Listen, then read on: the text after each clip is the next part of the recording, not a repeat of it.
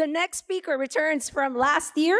In 2022, he was named the Visionary of the Year winner here at ARIS. Please welcome back on the ARIS stage, all the way from Melbourne, the creator and creative director of the popular YouTube channel and web series Never Too Small, Colin Chee.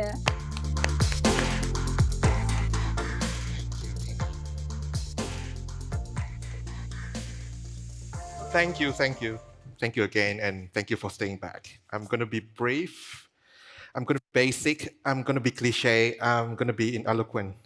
Try to put it here. Thank you. And my bottle. I'm not going to talk about animal waste, but I'm going to talk about waste. Waste is such a dirty, dirty word, and also one of the favorite words my mother, Mama Chee, loved to use. Don't waste your time. Freaking turn off the aircon. Don't waste money on shoes, and of course, the slogan of all mothers, finish your food. Somewhere along the way, we lost the characteristic of resourcefulness. We are extremely wasteful.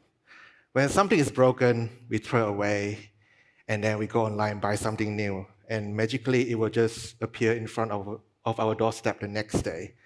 Our industry is built on the uncontrolled consumption and destruction of our natural resources. Almost everything we own today is made out of virgin materials. I'm going to do some numbers here, which I try not to do it. So every year we extract about 100 billion tons of raw materials from our mother's earth, and 2/3 of that is equivalent to 2/3 of the mass of Mount Everest. And half of that would go into our built environment to build our homes, buildings, roads, bridges. And on average, every day, globally, we create about 6 million tons of waste, and construction waste is accounted for 1/3 of our global waste and 40% of our carbon emission. Boring. But just to roll back a bit, who am I and who's Never Too Small? So Never Too Small, we are made out of a team of creative people. We call ourselves a dynamic media company, even though we started as a YouTube channel. We made out of filmmakers, producers, directors, writers, journalists, content creators. So we come together and then, well, I started at Never Too Small. And then we create content about small footprint design and sustainable living, mainly featuring small form architecture and interior design. Our main channel, or our main platform, is YouTube channel, which we have more than 2.5 million subscribers now. This is a bit of an old slide. Other than that, we also make documentaries about urban design and planning. We create TV shows, which is distributed worldwide. They also aired in Thailand last year. I don't know which channel, don't ask me. But we also publish books and digital guides about small footprint design and living. And we also collaborate with designers to come out with multifunctional design furniture for small space living. Other than that, we also do exhibition, events, not just in Australia, but also overseas as well. At the moment, we have an exhibition in London. Will run until March next year. It's called Small Spaces in the City, Cliche. Since I started, I have hundreds and hundreds of conversations with architects, designers, urban planners, thinkers all over the world. One of the things that we always talk about is how can we build our future city more sustainably? Most of the projects we feature on Never Too Small is all about retrofitting, adaptive reuse of older buildings, and how do we turn them into modern homes. Sorry about the puffing sound. But then during the process, we create a lot of construction waste, which normally we don't talk about it, and then people don't want to see it. And what happened to these plasterboards, timbers, glass, metals that come out from the construction? They are really still in a good shape of materials just because we don't like the design. We simply just knock them off and chuck them in the bin, and they'll just go to the landfill most of the time. But how much get recycled? I don't have the numbers. But if you look at, that's my mom again, Mama Chee, but I use her as a statistic. 1 in 4 of our audience are people from the design industry. It is a very high number for YouTube audience to have industry people watching our YouTube channel, which is normally not the platform for that. They are made out of architects, interior designers, urban planners, people in the construction, developers, or even students. People come to our channel to look for ideas for designing small spaces. And then they come here to look for ideas and inspirations, and then we know that we have an important platform to show more important topics with them. Typically, we see designer as the artists who create new product. But nowadays, with knowledge and accessibility to more sustainable materials and new way of design, together, designer can really change the whole system. So last year or the year before, I decided maybe we can create a documentary series about waste and make it accessible, put it on YouTube. Everyone can watch it. You don't have to own a Netflix. You don't have to own a pay TV or pay channel or anything. Just go to YouTube and watch it. So we went to Screen Australia, which is a funding body in Australia, and said, give us some money. We want to make a documentary about waste. And they say, okay, I'm trying to explain. So we made a documentary series called Wonderful Waste. Wonderful Waste is a documentary series following 6 groups of designers and innovators who are finding new purpose in our waste. Could it be our plastic waste, construction waste, any type of furniture waste, and turn them into beautiful, sustainable built materials to build our future homes. So let's watch the trailer for it so I can stop talking for a bit. How much time have you spent thinking about what your home is made from? The concrete, the glass, the steel, the wood, and what about the things that fill it?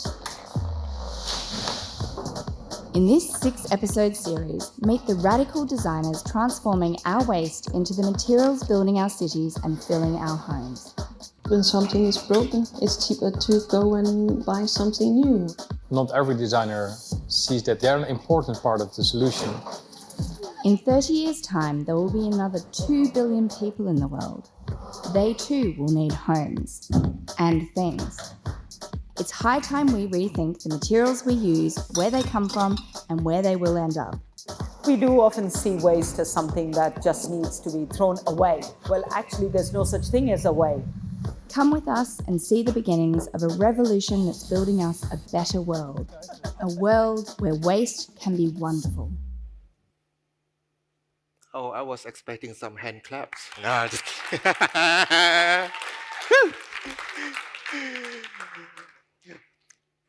Yeah, one of the most important part of making the documentary series is that we know that we have a lot of people in the industry watching us, but another 3/4 are the people who are not in the design industry. They're just normal people who do not care about sustainability. They don't know what is design. They just don't care about things, but they love design. So with one of the things that we really do is when we curate the talents or the waste material, we want it to be relatable to people as well. And then we want to make sure that when the interviews we did with these people, we make sure they are done in layman terms so everyone can understand it. We're trying to simplify the language. It's more important people to get entertained and then they learn something about it. So one of the ways, which is the mother of all ways we hate about, is the plastic when we choose the topic. With plastic, of course, they're going to stay here until we find a better substitute, but undeniably, they are good materials. It's just that the mismanagement of the plastic waste that get into our water stream, into our food chain, and into our body, and create such a big destruction on our environmental, has a bad reputation. But then, until then we find a better solution, I think industry will keep churning out with the plastic. So what are we going to do about it? In 2019, I filmed an episode in London for Never Too Small. It's a 40 square meters houseboat in London, designed by 3144 architects. And in the kitchen area, they use the decorative panels. It's made out of recycled yogurt pots and recycled yogurt lids made out of foil. I was very amazed by it because they look exactly like terrazzo and, I don't know, terrazzo having a baby with marble, basically. So I found out that they were designed by and made by a company called Smile Plastic. Smile Plastics, run by a husband and wife couple in the UK. So they are turning recycled plastic waste into beautiful decorative panels that you can use on your joineries, to make your furniture, to clad your bathroom, the flooring, and then most importantly, they use a lot of those in the restaurant, bars, or retail settings. The best part about Small Plastic product is that if you no longer want the design or you want to upgrade your interior, they're going to buy back the plastic panels from you, and then they're going to reprocess it and make it into a new panel and sell it again. So it's 100% recyclable. And let's watch a little clip about how they make it. This is a material blend that we produce. It's for a product we make called Tutti. It's white, high-impact polystyrene from food and medical packaging mixed with hard, rigid plastic toys. We're mostly making it for one customer and we're producing stool tops for them. I'll just put it down here and then... If you compare us to normal plastics recycling, because we're using the plastic as a waste before it's been homogenized into something that can then go into manufacturing, we're removing quite a lot of energy use in that.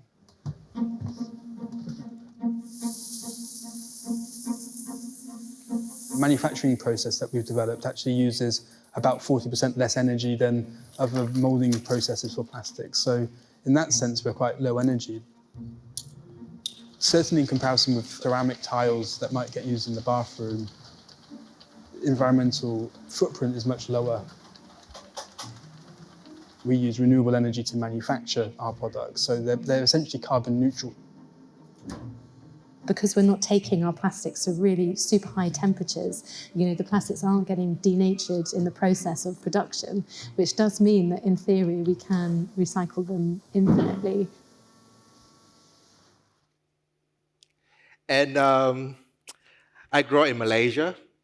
I remember when I was a kid, right, every 1 month or two, there would be this creepy old man on a bicycle would come to my house, and then he would collect the old newspaper and cardboards and packaging of my place. And then in return, he would give my mom like 50 cents or 20 cents, and then I would take this, the money to school and buy some snacks. And when I was a kid, I didn't understand why someone would take our trash and then give us money. But as I get older, I realized that there must be some kind of a business model out there that allowed these kind of activities. So the whole reform of turning our local waste into another kind of new product is no-brainer. And let's take the example, not only we create a local job opportunities, but also tackle the local waste problem. So if we look at the couple from Netherlands, they call themselves Super Local. They took on the glass bottle waste problem in Zanzibar, which is a holiday island in Tanzania, and turned them into beautiful decorative items for homes and also furniture, and create this local micro factories economy for the island and the people who live on it. Zanzibar is a beautiful island near the coast of Tanzania. It has nice white beaches and therefore it attracts a lot of tourists from all over the world. These tourists like to have a drink, but as soon as the bottle is empty, nobody cares about the glass anymore. The local population doesn't really drink because the biggest part of the population is Muslim. And also this glass is especially transported and imported to the island for the tourists. On Zanzibar there's no recycling industries. Glass ends up in nature, in the streets and mostly in landfills. We were asked by a local resort to address this issue. Together with 4 other design studios, we traveled to Zanzibar. We set up a small factory that collects the glass. So the cool thing is we found a solution for the whole bottle. So we designed products that would be made out of different parts of the bottle using all the different elements. And those products are being sold to tourists. So basically when they buy the product, they take their own shit from the country. We still had a lot of broken glass, dirty glass, we couldn't use for final products. So we ended up mixing it with cement and making a glass terrazzo. Local hotels and resorts turned out to be very excited and interested in these products, especially when made into kind of objects or pieces of furniture. We found out that in Zanzibar, construction sand is imported from Australia, which is insane if you think about it. The sand of the beach is so round, so when you mix that with cement, it's just not strong enough. We were able to use the broken piece of glasses to make it almost as the consistency of sand. And then when we mix it with the concrete, the brick actually turned out 100 times stronger than the bricks that they would make locally. And with the brick, you could actually build houses. The local crew developed this, and last year they built their first house. So with Super Local, they will go to the community when their creativity is needed the most, only by the invitation by the government bodies or by private businesses because they need to get paid. to make a living. And but the great thing is that they would have to be on the ground, get their hands dirty, and working with the local community. Not only they're using just the waste they found in the local community, but also they're trying to incorporate others' natural resources that they can find there. I mean, like sustainable resources. Before they leave, they would train up the locals, and they would leave them a blueprint, so the local can run the micro factories independently without super local being there. The other very playful projects I want to share here from Superloco is that they get an invitation from a hospital in Malawi to create a playground and using waste. They didn't have the huge budget, so Superloco went to the local scrap yard and get some car parts and also a discarded ambulance and turned them into a playground. This shows that sometimes ingenious idea can be very simple and cost-effective. This, if any kind of developers or architect here is trying to incorporate sustainable solutions for your projects, but you don't want to do it on on your main projects. Maybe you can invite some local designer and give them a challenge, and you can use it in your development playground or share spaces. And when I see this picture, I know I'm halfway through. And Alan asked me to give a book away from Never Too Small. So I don't know how to do it. Maybe we can all stand up, and I will just try to get someone's birthday, and then you'll get a free book if you want a book. Maybe everyone can stand up for me. Come on, we don't have time. I was asked to finish this all in 20 minutes. Anyone's birthday on February? The rest, you are not February, please sit down. And who raise your hand, please, I can't really see you. 3. So anyone's birthday before the 10th of February? Before the 10th of February. What? What about before the 15th of February? Cool. Sorry? Oh, before the 5th. Yeah, you got it done. The next waste I'm going to talk about is my favorite waste, the F waste, not the F word you're thinking about. Thank you very much. The F waste is the industrial terms for furniture waste. So furniture waste, it is a growing problem. In fact, it's a serious problem right now. 8 out of 10 of furniture that we throw away straight away go to landfill. Simply because furniture, typically, they are highly engineered product. They're very hard to separate. They glue together. This is why the number is so high. And also because of the fast furniture problem. Fast furniture becomes so cheap. It gives the impression that the furniture is disposable. When something is broken, just missing a few screws, we decided to throw it away rather than get it repaired because it saves more time. It's so cheap. So probably we have to be more aware of the things we throw away in the future. Anyway, trying to make it fast now. And but luckily, Studio Mama, another husband and wife couple in the UK, they are turning unloved and unwanted furniture into one-of-a-piece furniture called the reimagined chairs. These reimagined chairs also being displayed at the Design Museum in London, but they also, from making this one, they also get an invitation and opportunity to work with some fashion brands like Marc Jacobs or David, using their leftover production fabric to reupholster the reimagined chair.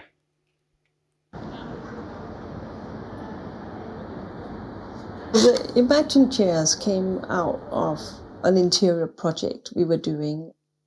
Wanted to do something that was special for the space, not some off-the-shelf piece of furniture. I went to a local kind of what I call the furniture graveyard. We had a really scruffy warehouse somewhere where they were selling old furniture. I came home with some chairs and said to Jack, we're going to do something with these chairs. They're just really simple box section frames. The minute we stripped it back and we saw this really fantastic frame, we thought, oh my God, you can do so much with this. I took the seats in the back off and tried to play around with different shapes on the metal frame. Out of that came what was the start of the Reimagine range. They're playful and fun, and they're a bit exaggerated. A lot of our work is like that. Not intentionally, but it just comes out like that. And the other project from Studio Mama, which is also one of my favorites, is this wooden pallets chair. Every year we throw away about 100 million wooden pallets from shipment. Usually they only last for like 9 to 10 shipments, and then they get discarded away. Typically they get mulched or they get burned. basically we're releasing the carbon back to the atmosphere because wood is naturally a good carbon capture. But the simple ideas from Studio Mama also get a, what do you call it? There's a charity in Buenos Aires from a slum area. They approached Studio Mama and said, can we use your design? So with the Studio Mama's design, they create micro factories in the slum area in Buenos Aires and training the locals to make the chair, and then the chairs being sold to local restaurants or hotels or even private homes. And from that project, Bloomberg went to Studio Mama and said, hey, we want to do the same thing with the wooden pallets. So Studio Mama created 7 chairs, a table, and the parquet floor using wooden pallet waste for Bloomberg's headquarters in London. And with the off-cut, they turned it into the off-cut animal series, which is one of their most popular one so far. So you can see how all these off-cut animals, they are not cheap. They are about 400 or 500 pounds if you want to buy it. That shows that waste might not have the value if we see it, but with a bit of design, we can really increase the values to out of control, I would say. Being a filmmaker, one of the perks that we can have is we get to live people's life for a few days, especially when we make documentaries, sometimes last to 2 weeks. And then we get access to places where normally off-limit to people. And one of the most emotional trips that we have is actually to visit a landfill in New South Wales, Australia. And the city council, the Shoalhaven City Council, they service around 500,000 people around the area, but to see the amount of waste created by 500,000 people is just unbelievable as far as the eyes can see. And what really struck me the most is that when I stood under the pile of mattress, it's about 2 or 3 stories high. And I found out that if we're going to do nothing with this mattress, they will go to the landfill and get buried away. But with Professor Veena Sahajwala from the University of New South Wales, she combines the glass bottle waste with fabric from the mattress and turn them into what they call the green ceramic tiles. Sorry, tongue's gone funny. With the tiles, you can tell your your properties or your projects with. Anyway, just watch it now. Shoalhaven City Council have been doing an amazing job creating recycled crushed glass. This crushed material combines with waste textiles to create green ceramic tiles in our microfactories. For this council here, they're not just collecting that waste in our yellow bins, but they're really converting this into a valuable resource, an engineered green ceramic product.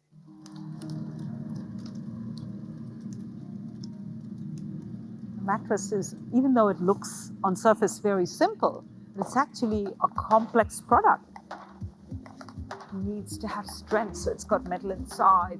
It's obviously got a lot of nice fabric. So what we are looking at is basically taking some metallics and textile waste and using that textile waste as a feedstock for our green ceramics. We can actually set up these distributed microfactories close to where our waste resources are located already. And you've got these supplies of different kinds of raw materials that we might have considered as waste, now suddenly becoming resources for manufacturing. These kinds of microfactories, if they are actually set up where waste is available, we're also creating local jobs. We're actually enabling capacity building so we can manufacture these kinds of ceramic products, for instance, in our communities, in our small businesses. And that's exactly what we are doing. It can go right back into doing the refurb, the retrofit, and the rebuild. Imagine if in the future, when we look at our buildings, our homes, our offices, imagine if we can see them made from our waste textiles and our waste glass. There are many challenges that our growing cities are facing right now. 2 years ago, I listened to a presentation by a New Yorker architect. His name is Vishan Chakrabarty. In his presentation, he mentioned that by the year of 2100, there would be 11 billion people in the world. And there would be 3 billion more people than today. And to house these 3 billion people, we will require another 2.4 trillion square feet of built environment. And to put that into perspective is for us to build a New York City every month for the next 40 years. So the way we want to design or build our future cities has to be really rethink carefully and more critically. I envision a future where circular economy would take over and also circular design approach. In the 4 billion years of life on Earth, we are the first species to comprehend what's going on in the world right now, and then we are the first to understand what needs to be done to get it right again. Our intelligence has brought us to this point, but with our decision tomorrow, even today, we decide what our future generations will look like. So let's don't waste the potential that we have. And in terms of perspective of waste, it's very different. So the pictures on the left with the baby and the umbrella was an artwork I saw in Berlin 2 weeks ago. And then the pictures on the right is the one I took in Bangkok 2 days ago. It's a perception of waste in the different form. Some people see waste as art, some people see waste as a regular, a functional items that we have, but then they value waste differently. Rather than calling waste from now on, maybe we should call them existing materials. I'm also very concerned about affordability. Most of the time, we design for the top 10% of the population, the other 90% of the people who can afford good design. But I also have the vision of trying to democratize good design through the power we have and never too small. The picture on the left is a micro apartment in Melbourne, which recently sold for 700,000. But the picture on the right is a little shop from I saw in Bangkok, literally 2 days ago. They both have a very similar ideas, but they execute differently. Sometimes the materials, again, is a problem of perceptions. Good design shouldn't be expensive, and good design should be accessible for many people. And recently, I'm trying to prove my points by creating a little multifunctional pet house using whatever resources that I found in my office and also in the urban waste in Melbourne where I live in. You guys will recognize the milk crates is all over the street in Melbourne, and that's what I'm trying to achieve with some design and see if the design can be applied in anywhere in the world as long as there's resources that people can find and the good ideas that people can adapt and then reuse. This is a very easy DIY multifunctional pet house where your pet can sleep, and it can also be used as a coffee table or even a chair. This design idea came from Squeezebox, a customizable multifunctional chair designed by Ben Edwards and Nancy Bika from Studio Edwards for our Never Too Small, a chair for Colin exhibition during Melbourne Design Week. I found this sexy neon green milk crate in a landway, and I loved the front opening, so I took it home, gave it a shower it deserved. I found 2 spare wooden panels in our studio to use for this project as well. I asked our producer Luke to help me cutting the panels to fit the top and bottom of the crate since he has a fancy table saw. You can use a hand saw, but I can't be bothered with that. To make this, you will need 16 pieces of mending plates, 14 washers, 2 hexagon bolts, 4 long screws, 10 wing nuts, and 8 little bolts. I decided to spray the mending plates with leftover yellow spray because I can, and yellow is such a happy color. Start by measuring, marking the center part of the panel, and screw the mending plates together with a washer. Once you are done, you need to create an X with these mending plates using the longer hexagon bolt. So we can stack 4 mending plates here and secure them with a washer and wing nut. Make 2 of them. Then using the smaller bolts, connect these mending plates together and repeat this somewhat tedious task. Do the same on the other side as well. I got 4 of those clear casters with brakes, so when your pet gets into the squeeze box, it wouldn't roll away. To create the bed inside the crate, I use an old towel. You can also use an old t-shirt to make the cover, but since I like a fancy touch, I use a pillowcase, a blue one. You can always wash them as needed, especially if your pet has an accident in the bed. Since I don't have a cat or a dog in the studio, I will just use our studio's lucky cat as a model. And there you have it, a clever yet straightforward design idea that's entirely customizable. The great thing is, a good design doesn't have to be expensive. And I hope I'm not wasting your time today. Thank you.